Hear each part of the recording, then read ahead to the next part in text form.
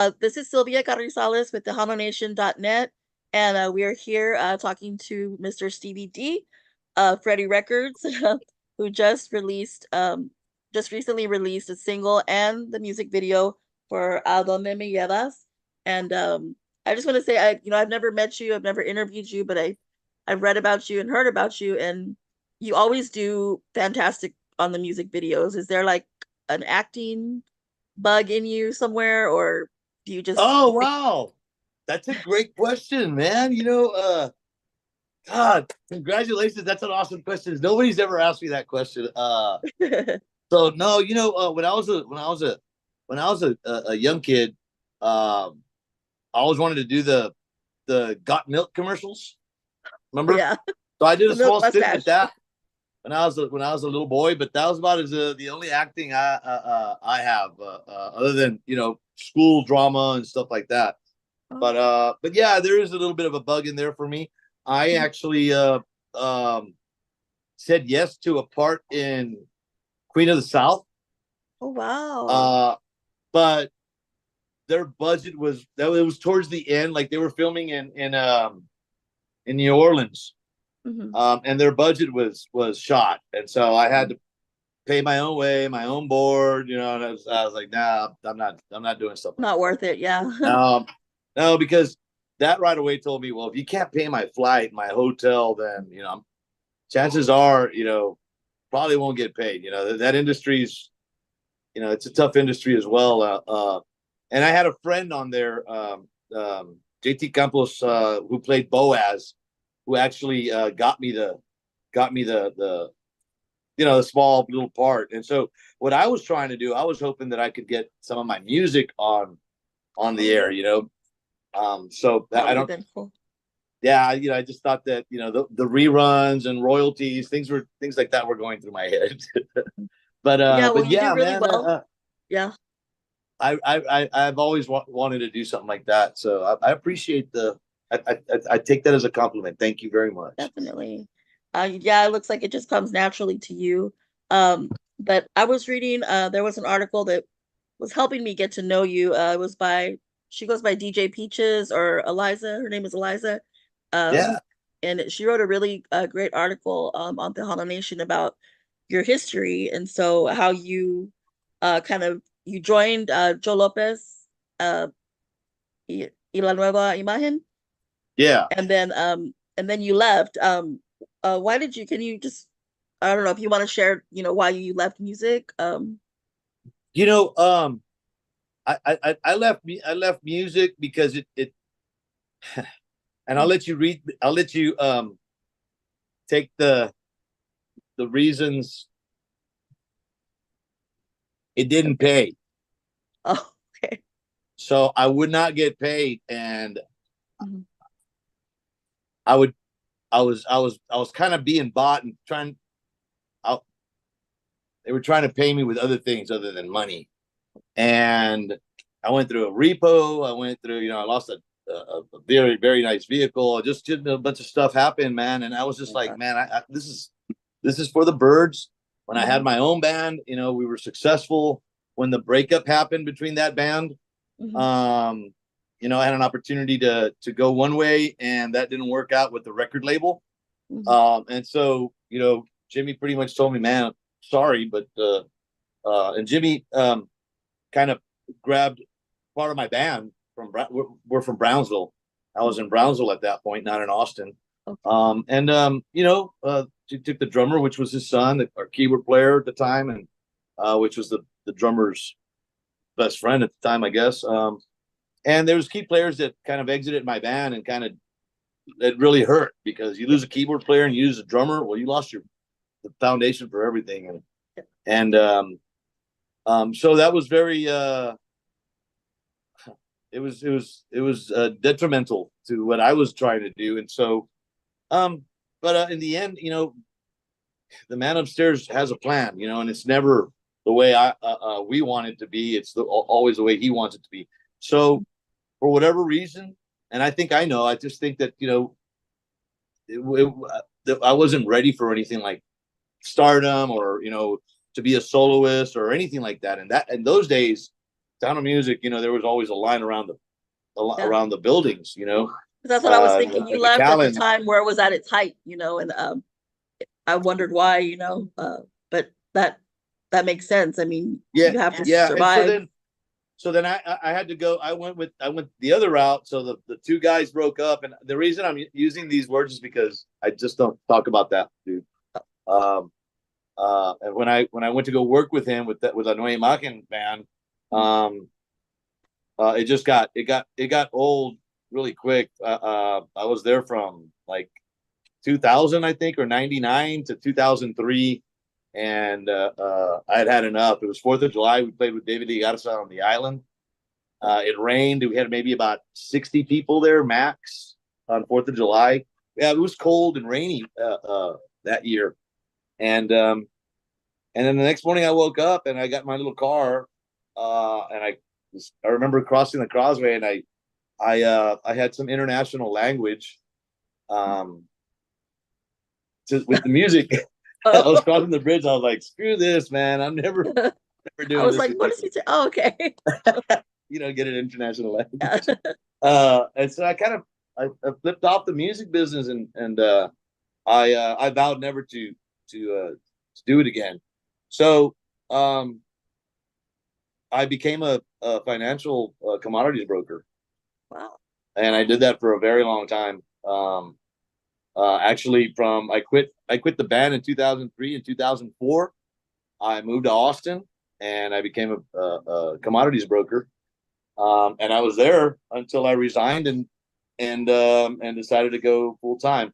I had a couple of stints going in back and forth, from this company here in Austin back to the Valley, because I had some issues with a son of mine, and I just wanted to make sure that he was growing up properly, and he was very young, and I have an older daughter as well, from a previous relationship, and so but for the most part I stayed in Austin, and I was with that company for, I don't know, 17 years. And then in Wow. 2017, October 13th, 2017, I resigned, and I told him I'm doing music full time. I got a hit song. Wow. And Yeah. so the music never really left you then. How did it feel for you, working in the finance industry, yet knowing music was what you really was your passion, and kind of watching it? I mean, what was that like, or how did you feel? I guess the best way I could describe it is lonely. Mm, I didn't know I missed it so much. I remember um, when my eldest daughter, my second eldest daughter, Avery, she must have been about 7 or going on 8, and she asked me, "What are you listening to?" And I hadn't turned on Tejano music in a very long time. Again, I was completely just focused on what blocked I it was out. doing. Yeah. Right. And I don't remember what happened, but shortly after that, there's a friend of mine, Ben Ramos, who played keyboards with La Nueva Imagen, and the bass player for La Nueva Imagen, Danny Rodriguez. They called me a few times. "Hey man, we're doing a reunion of La Nueva Imagen, and why don't you come sing a couple of songs? And we're gonna do it at the San Antonio uh, livestock and rodeo show." I said, "What?" I was like, "Man, I can't do that. No, no." And I don't know, how'd you get my number? I don't even know. I don't know if it was on Facebook or how we kind of just. And they called again. And I said no, and then I finally said, "Man, my wife's gonna kill me, but okay." And I remember I got home from the office and told my wife. I said, "Hey, listen, I need to talk to you for a second." And she says, "What's up?" You know, I guess women have that intuition, right? Yeah. That And something's at the coming. time, she Yeah. goes, "What?" I said, "Look," I explained the situation. She goes, "No, you're not." And I said, "Yeah, I'm gonna do it." And she says, "No, you're not. I mean, you can do it, but you're not just gonna do 2 songs." She goes, "Oh my god." And I'm like, "What?" She goes, "No, you're not just gonna do 2 songs. It's gonna be more. I already know." And sure as heck, I mean, I remember being at that gig and doing my 2 songs, and then they had a rotation of different vocalists. They So that weren't. was for the It wasn't reunion, or anybody. that was for the reunion then? You Yeah, but they had different vocalists from the San Mhm. Antonio area. Nobody. I mean, nobody with nobody big or anything like that. It was just small time little younger vocalists, and Mhm. and I one guy kind of lost himself, and ironically, I went up there and took the mic, and I kind of did 3 or 4 more songs. Oh, Just thought cool. I just took the mic away and got on stage. I was having that much of a good time, Yeah. and You I literally didn't want to grabbed the mic. leave. Yeah, I did. I literally did that, and I just took control, really, Mhm. and that sparked it, man. I remember driving home and I was I was high, I Mhm. was high on the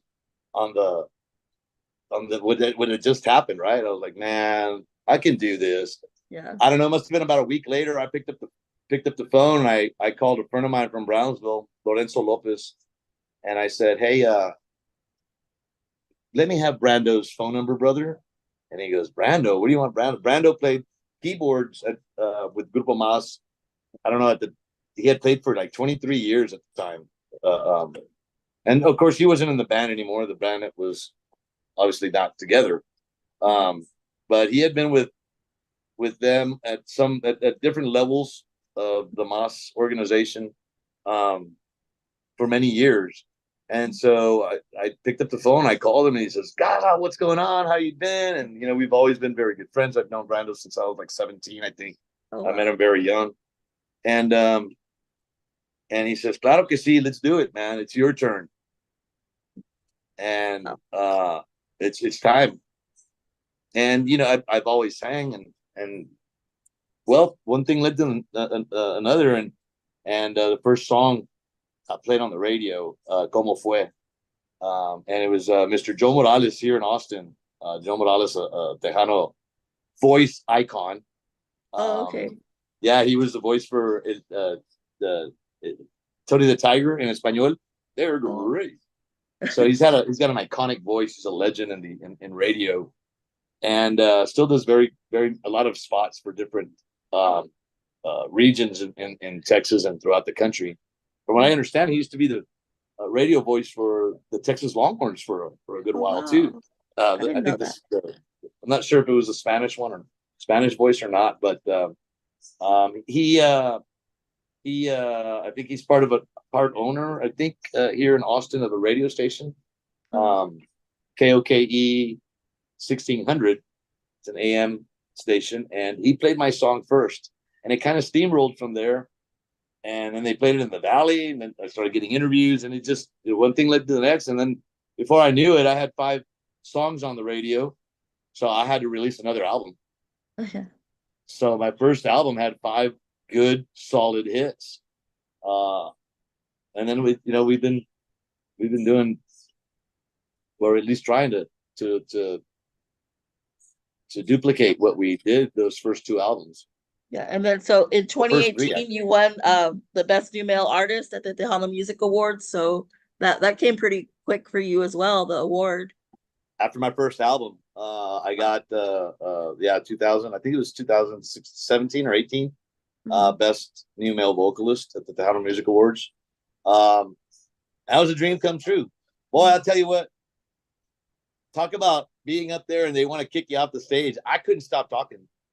I couldn't, man. I had a 45-minute speech, and they were like, "Dude, the show is 45 minutes. Get off." And I remember the music coming on, and they were Yeah, they're shutting me trying to up, so I didn't get to get you finish my off stage. speech.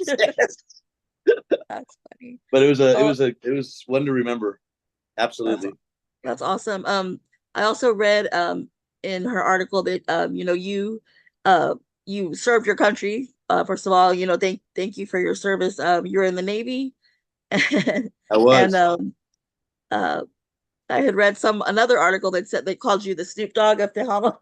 So, yeah, Boy, but that I mean, started some controversy. when once I read the article, I understood why. Thank you. It was all. Medicinal purposes. Yeah, yeah.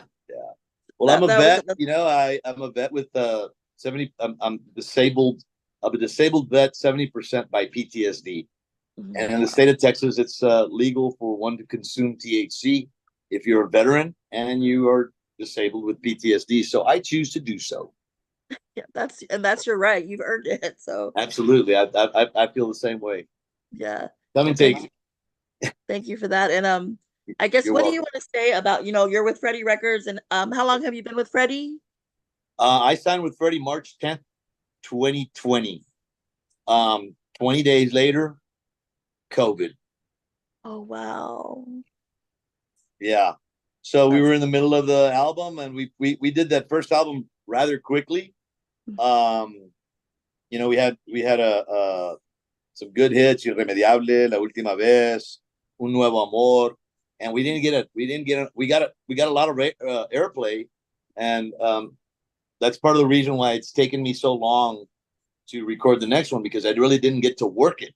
I didn't get to put that album on the road and on tour, and so that's part of it. Another part of the reason why it took me so long for this fourth album was because I kind of met a little bit of a battle with an illness, and it kind of knocked me out with a lot of depression and mental illness, which is a real thing. And you don't know it until it hits you. Yeah. Mental illness is a bitch. It's real. Yeah, it's serious. Yeah. I suffer from depression and anxiety, and my dad used to tell me, snap out of it. And I was like, I can't, Yeah. People don't understand. Yeah. I They don't know if don't it's get a it. Latino thing or Hispanic thing, but yeah, we don't talk about it, I guess. Well, Enough. I got to tell you, since you brought it up, I just flushed all my anxiety pills. Oh wow. Yeah, this friend of mine introduced me to this new drink that I'm drinking, and if you look at my Facebook pages, I think I saw that. it's amazing. It's God sent to me, and some of my friends are now on it too, and they're like, "What, bro?" Can you say what it's called or what? I'd rather not. I'd rather not do that at Okay. this point, because they're. I'm working on the sponsorship. Oh, okay. I've picked them up as a new sponsor. Oh, that's good. And they're endorsing me, and it's a really cool thing. So I'm on this health thing now. I haven't had a drink since Easter. And I'm just looking. I'm very focused, and and excuse me if I feel if I get a little sidetracked. As I mentioned earlier, I feel like my head's spinning a little bit, but I'm very focused, and I'm very in tune to what I want to do next. There's some restructuring going on within my organization, with a few things, but nothing major. And I'm starting to hit the road and start. We're going to start filling in the calendar next. We've got a bunch of shows, but not enough. And this is why it's imperative for me to have a very successful album release. And I got to be. If I was very careful before, I've got to be extremely careful now, because it's not just me. It's it's not just Stevie D. There's an organization behind this. I have friends of mine that are in this band that have families.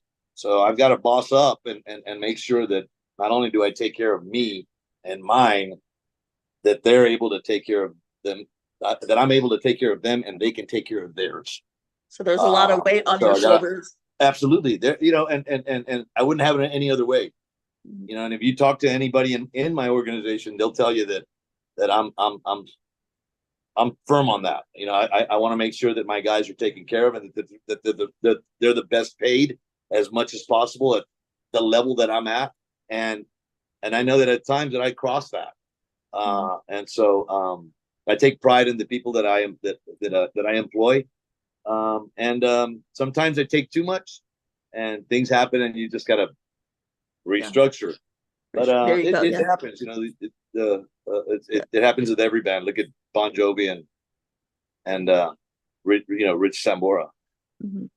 So this album that you would be working on, this would be your second album for Freddie, and then your fourth album overall, or fifth. Fourth album overall, second with Freddie. Yes. Okay. And what do you want to say about first a great song, obviously a great video, A Donde Me Thank you. Llevas. What do you want to tell fans about that song? The song's more than what it than what it seems to be. A Donde Me Llevas on the surface, it's very easy to understand. And with the video, I didn't want to complicate it too much or get into a very big production. Kind of, for example, with La Última Vez, if you look at that production, it was just a little bit more extravagant, more. I mean, you literally turn that music off and watch the video and understand the message. You don't need the music. So it's its own form of art on its own. And I always want to do that. But in this case, it was going to be a little complicated. A Donde Me Llevas, it was my heart talk. It was me asking my heart about what am I going to do? For a minute there, for about a year, I thought I was done. And I really, I had to talk to Freddie because of the illness and the mental illness, the challenge that I went through to try to keep myself together and not, literally was, and I hate to say this, but there was a few nights where I was sleeping with a gun. And It got that bad. Well, I mean, thank you for sharing that with us because that will help people because, like I said, we don't talk about that, and it's something that is obviously it's vital to talk about. yeah, it's bad, and you got to be able to, got to be able to communicate that and let it and process it, right? But it's tough. So, I was asking, well, am I going to keep doing this? It's more about the music. So I was asking my heart, where am I going? Am I going right? Am I going left? Am I going to go forward? Or am I going to just start going backwards? What's happening right now? And so that's well, and I mean, you've from the outside, like I guess you never know what someone's going through until you're in their shoes because people probably look at you and think he's got it all together. He's has this. He's a performer. Somebody told me today that they said she said, don't get me wrong, but I don't take you as having it. I would never have thought of you having anxiety and suffering from depression. I was just giving a testimony about it to somebody, just talking to somebody because they needed a shoulder and an ear and they said that and now you say this and yeah, you're right. People, on the surface, everything always looks good. Yeah, you keep it all together. But I mean, do you plan to work this into your music? Has that ever crossed your mind, or to write a song about what you're feeling, or is that probably too deep or too dark? No, it's not. It's not. It's not dark. It's not deep. It needs to be. Released because that's my form of communication to the masses. I can make a post and talk about the Dallas Cowboys and how they lose every year. I can use my platform for that, or I can use my platform to get messages across and try to better somebody and try to better myself, first. Because if you can't help yourself, you can't help anybody else. And so the first thing is that I can process some things. And then, but the answer to your question is yes. I plan on writing a lot deeper. And Donde Me Llevas was the beginning of, like a masked message. And so, you asked me, what do you want people to know? That Donde Me Llevas is a lot more than just what you see on the surface or what you hear on the surface. If you get into that song and if you just listen to the words and let it take you away, like in and out, like a wave from the ocean, just let it flow like that. And song comes around twice. And I think people will get it, but they have to understand that it's a lot more than just me and a girl or just a simple relationship. It's about life. I'm gonna listen to it. And I'm already in the books. I want to do mariachi. I'm so I'm telling you, I'm focused, I'm stout, I'm stoked. Nobody knows. I feel like a kid in a candy store again. I feel like that guy that was driving home from San Antonio, for 2 hours in traffic, just thinking about the lights and the smoke and the sounds and the keyboard and I'm so excited. Right. I just can't hide it. Well, so you can't share anything else with us. What do you want to know? I'm an open Upcoming book. single or what? I'm an open book. What do you want to know? So what can we expect from you next? Another hit. I'm hoping that's what we can continue to produce. But whatever it is, I can promise everyone that they can expect, at the very minimum, me trying to outperform my last performance.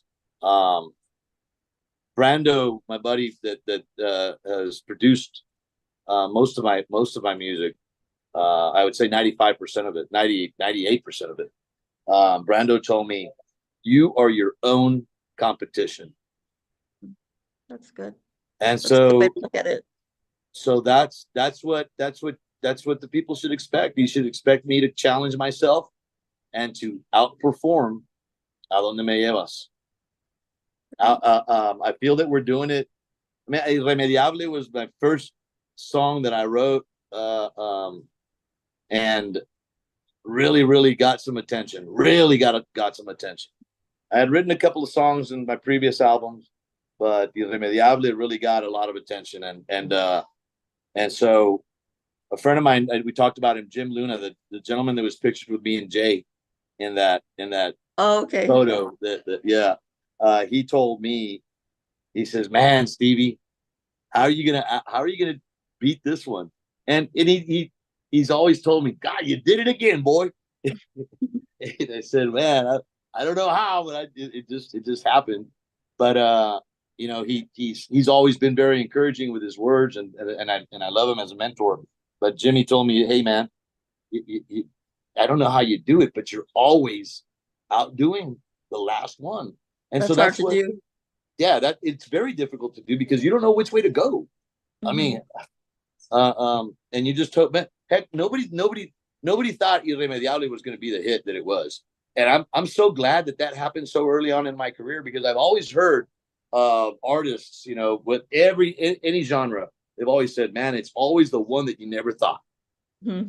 And I'll never forget, it was Freddie Martinez Jr., Freddie Jr., myself, and Brando. We were all sitting around trying to figure out what song's going to come after La Última Vez. At that point, La Última Vez off of this album had been the biggest song, off of the first album with Freddie Records, I should say. And prior to that was Ahora Sigo Yo, that was written by Beto Ramon on my previous album. But A Donde Me Llevas is going to be tough. But but like I said, I don't find it difficult. I find it very challenging. Mm-hmm. If that makes sense. I don't find it hard, but it's challenging. Okay. Does that make sense? Yeah, like I don't know if it does. Like, you can do it, but it's going to take a lot out of you. It's just going to take a little bit more time. Mm-hmm. I'm not a songwriter like Beto Ramon. Yeah. I mean, when he wrote Ahora Sigo Yo for me, I called him and he says, "Yeah, Stevie, I'll be happy to do that for you." So I hung up the phone with him, and I said, "Let me sing you a part that I already have." And he goes, "No, don't do that."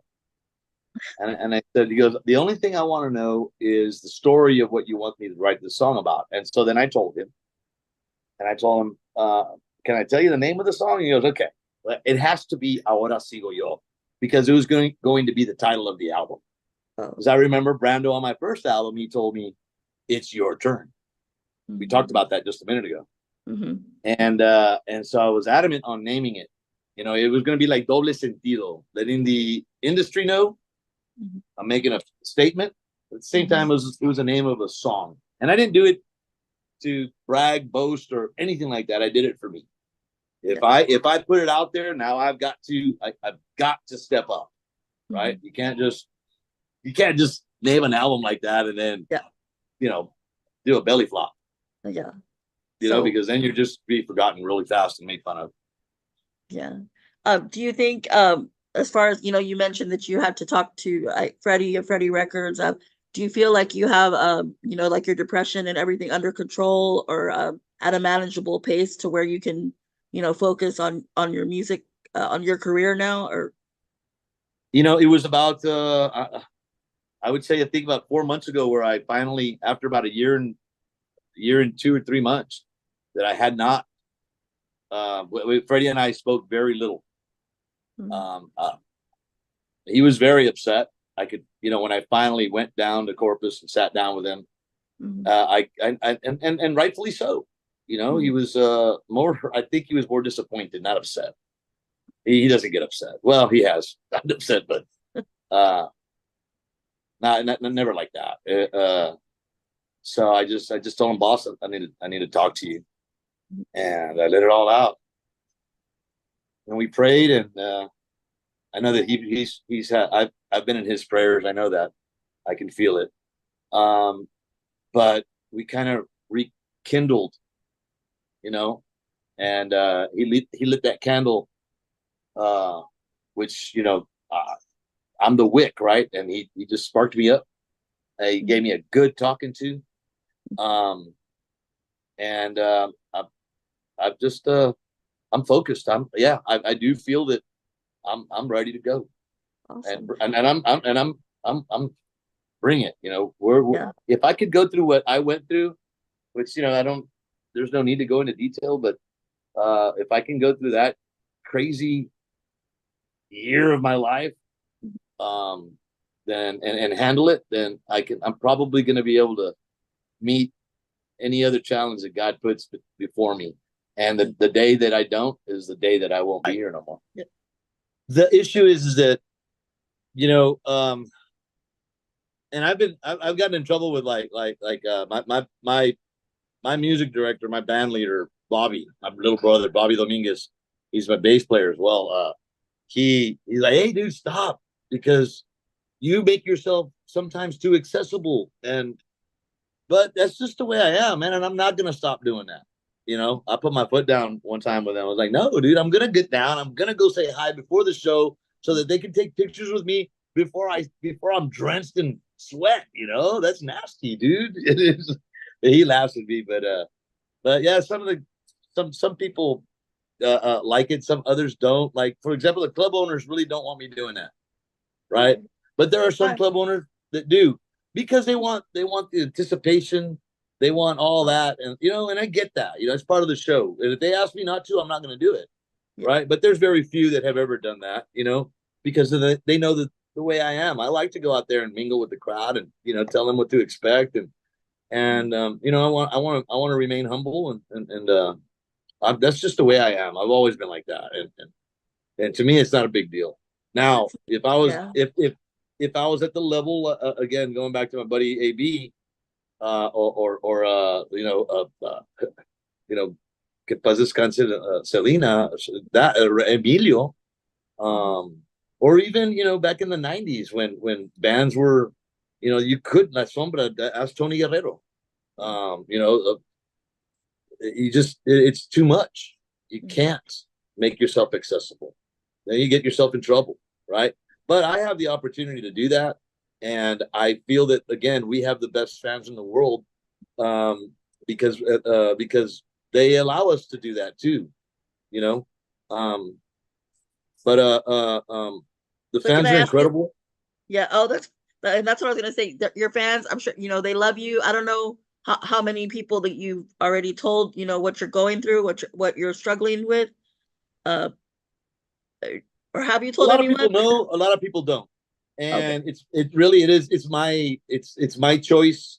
And during the interviews, I just keep it, broad. It's, I'm a mental health patient, number one, from Desert Storm and being in at war and seeing things that most people haven't.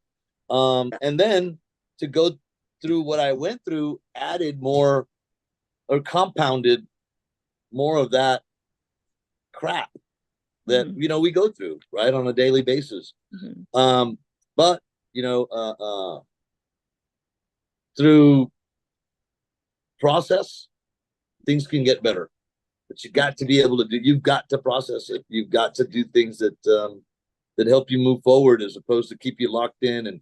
And I mean, it's a choice, but there are times where that causes you to be incapacitated to make that choice, that mental block, that mental health block.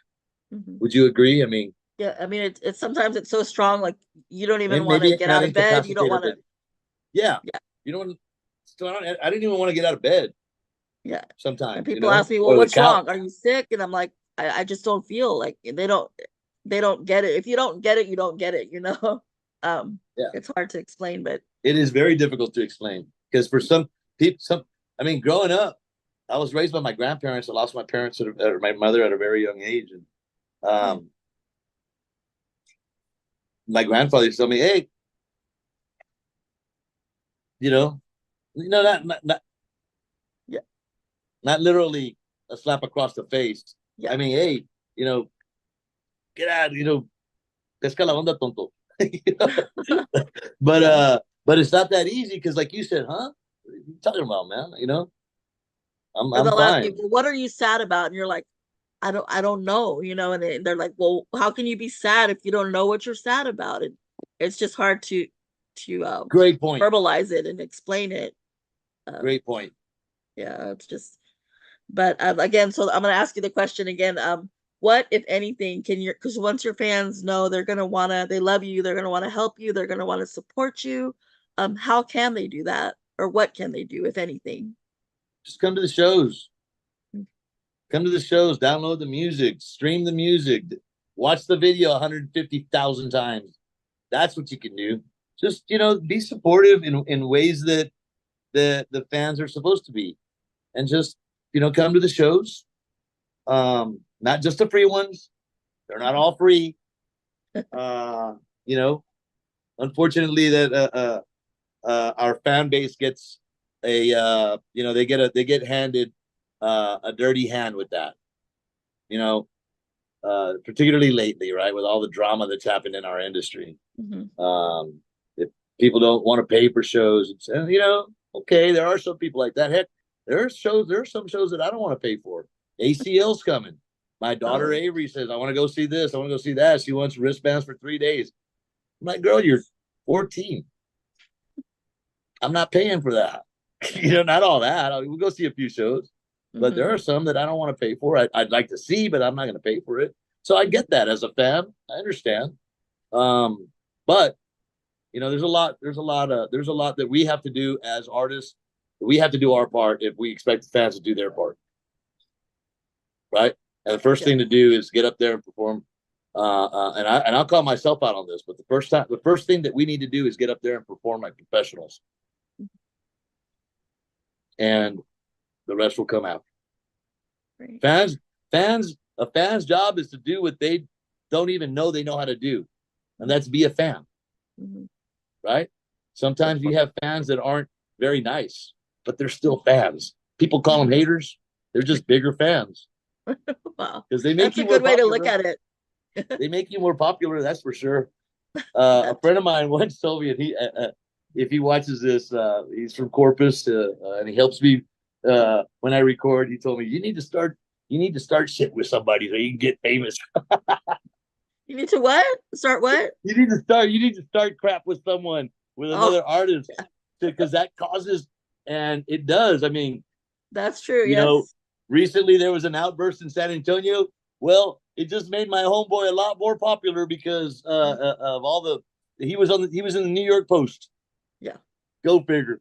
I was going to ask you about that too, about what you thought about, he apologized, but then he deleted it. But then I felt some empathy for him because nobody knows what he's experienced. I mean, losing your baby sister in the way that he did, and they were like a team, and everyone was telling me, no, it's BS, it's BS. And All I'm going to say about that is that mental health is a bitch. Yeah. That's it. That's the only comment I have. And well, let's talk about your band. What do you want to say about your group, your band? And I said it earlier. Let's start with the beginning, the top dog with Bobby, my little brother Bobby, Bobby Dominguez. Uh, I call him Nugget. He's my little nugget. Uh, I've got the best band members. Bobby, for the most part, tries to handle everything from driving to, making sure that I'm there on time, making sure that I know what the first song is, and then let it flow from there. Right? He handles more than what most people think. He's always with me, and that gets tiring too for both of us. But it gets tiring. I know it gets tiring for him. I'm not a drama queen at all. But we're on the road. I'm not asking for the blue M&Ms or the purple ones. Take out all the blue, yeah. Yeah, that's not me.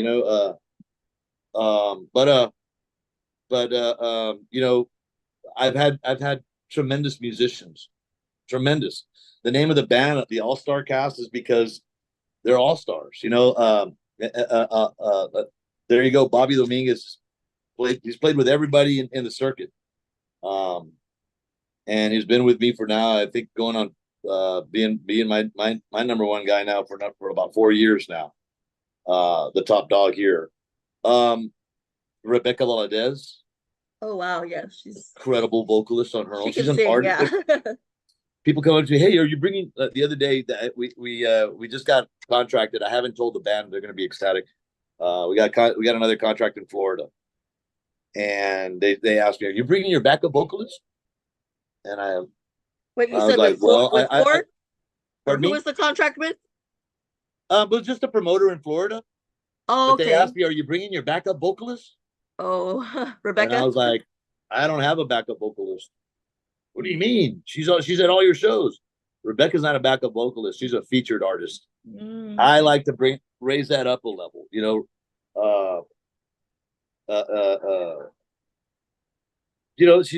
her own artist.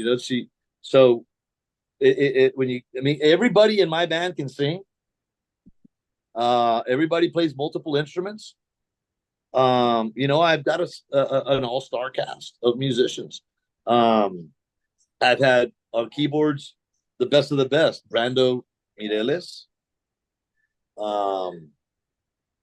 to Mario Ortiz Jr. Um, my boy on drums, Aaron Haller, played with I've just had the best. Zeke Martinez, Homero Esquivel on accordion. Frankie Caballero Jr. was my accordion player. Um, it's just I've just been very lucky. I've been very lucky with the musicians that have chosen to play with me. Now, some of them have very talented musicians have come and gone, and then come back again. Typically, that doesn't happen because once you're exhausted, you're exhausted, right? But it did happen a couple of times with a couple of players, but they're monster players. We put our differences aside and we move forward. But the band deserves a lot of credit. Whoever the musicians are that are in the band at that particular time, and one of the things that that in this genre is that musicians sort of rotate. At one point I had all of Jay Pettis' old band. Oh wow. Yeah, and to this day I still perform with a lot of those all-star cast members because once you've been in this band, you can pretty much come back in and fill in really quick. You're a cast member pretty much forever because nobody's really left. Maybe a couple of times where there was some disgruntled former employees. Yeah. But after a while, I don't like to have bad blood with anybody. I just don't. I mean, I'm not like that. I'm not built like that. And what do you want to say about the honor that they recently have been bestowed upon your band? You were saying they were just honored by the country, Texas country, or Excuse me. Yes, we're see Mario Ortiz, keyboard player, Bobby Dominguez, bass player, and Aaron Haller, and myself. All four of us have been nominated into the Texas Country Music Awards. Them for their individual instruments. Mario for keyboards, Mario Ortiz for keyboards, Aaron Haller obviously on the drums, Bobby Dominguez on bass, and then myself as the vocalist. But they're also included with me in my nomination because it's Stevie D and the All-Star cast. oh, So if we were to be blessed with something like that, they would be the members that would. Let's just say I were to let go of Bobby, right? But Bobby would still be there with me to collect that award if we were to win, right? Because okay. he was in the band when we were nominated. But it's such an honor. I think this is the first year that this has happened, and it's great. We're looking at nomination in the first round of the Latin Grammys for Adonde Me Llevas as well. So we're excited about that. But there's a lot of good things happening. God is good. Right. And I guess what else would you like to say to the Tejano Nation readers or viewers about Go vote yourself? for us. You're funny. No, Tejano Nation is the top media source for our industry, and so first and foremost, I appreciate you, but for the rest of the readers and the listeners, to any sound bites that this may have, I just want to thank them. Just want to thank all the fans, all the readers. Come check the music out. Come visit my page. If there's not enough, I don't have any room on my personal page, but I do have a fan page, which is Stevie D and the All-Star Cast. And then my personal page is Stevie D All-Star Cast without the and, because I had to change them up a little bit.